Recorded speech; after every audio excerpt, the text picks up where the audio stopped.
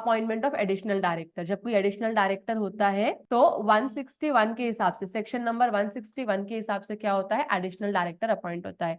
Normal director होगा तो 152 का सेक्शन फॉलो करोगे, एडिशनल डायरेक्टर होगा तो कौन सा सेक्शन फॉलो करोगे, 161।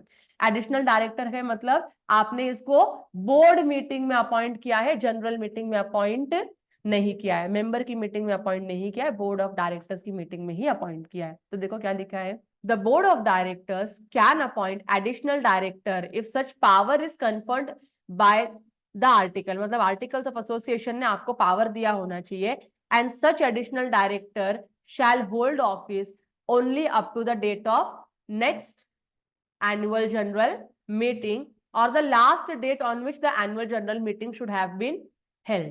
मतलब कि बोर्ड ऑफ डायरेक्टर को अगर आर्टिकल्स ऑफ एसोसिएशन ने पावर दिया है तो ही वो क्या कर सकते हैं, एडिशनल डायरेक्टर को अपॉइंट कर सकते हैं। सिंपल है। अब जो एडिशनल डायरेक्टर है उसका पीरियड कितना होगा, एनुअल जनरल मीटिंग जब आप करोगे, नेक्स्ट एनुअल जनरल मीटिंग जो भी आएगी उस दिन तक, मैक्सिमम आपकी जो एजीएम होती है वो 30 सितंबर तक हो जानी चाहिए।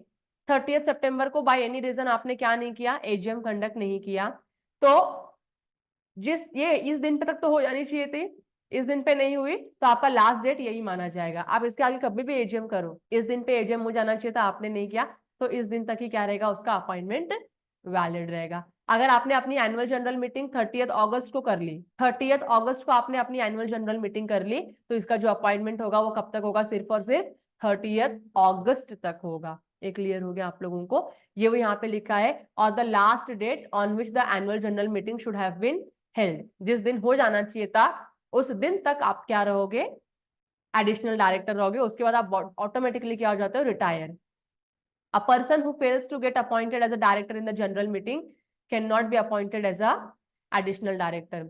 मतलब अगर मेंबर ने आपको जनरल मीटिंग में रिजेक्ट किया है कि आप हमारी कंपनी के एडिशनल डायरेक्टर नहीं बन सकते हो, तो बोर्ड ऑफ डायरेक्टर्स के पास पावर नहीं है उनको क्या करने का, एडिशनल डायरेक्टर की तरह अपॉइंट करने का। समझ में आ रहा है आप लोगों को।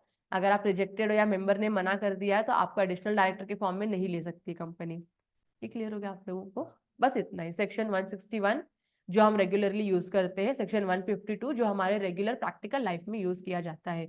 यही दो सेक्शन है जो आपको ध्यान में रखना है।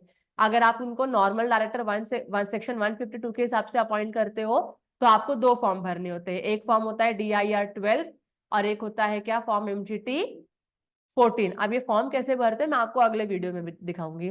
अगर आपने सेक्शन 161 के हिसाब से अपॉइंटमेंट किया है डायरेक्टर का तो आपको सिर्फ और सिर्फ क्या भरना है, फॉर्म DIR 12 भरना है।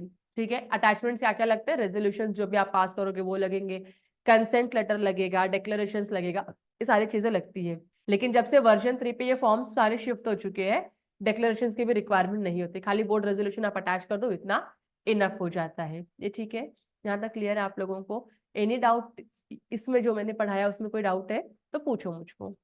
मैं ये PDF भी ग्रुप पे शेयर कर दूंगी, तो अगर आपको कभी कंफ्यूजन होगा काम करते वक्त तो इस PDF को रेफर कर लेना।